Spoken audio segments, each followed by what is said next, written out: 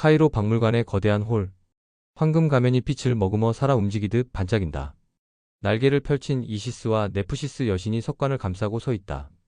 공기는 묵직한 신성함으로 가득 차고 관람객들은 숨을 죽인다. 먼지 한 줄기가 빛 속에서 부유하며 시간은 조용히 수천 년 전 고대 이집트 문명으로 되돌아간다. 1922년 하워드 카터와 후원자 로드 카나보는 왕들의 계곡 깊은 모래와 암석을 파고들었다. 그들의 발굴은 6회에 걸쳐 이어졌고 마침내 봉인된 돌문이 열리자 황금빛이 어둠을 찢었다.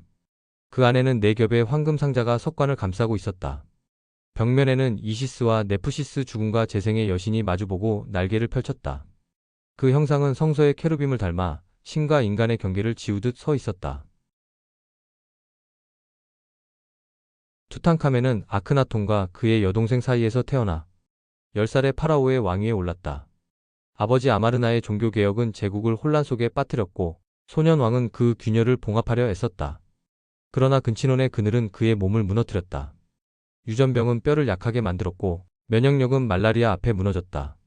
19, 그의 생은 급작스레 끝났고 학자들은 그가 네페르티티의 무덤에 임시로 안치되었다고 추정했다. 이 발견은 20세기 초 세계를 뒤흔들었다.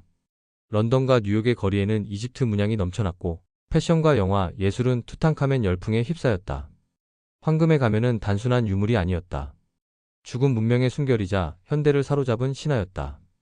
투탕카멘은 죽어서도 문명을 흔들었고 그의 이름은 파라오의 황금빛 상징으로 부활했다.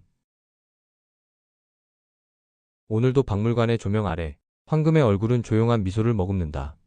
그러나 그 미소 뒤에는 피와 병, 권력의 비극이 겹겹이 숨어 있다.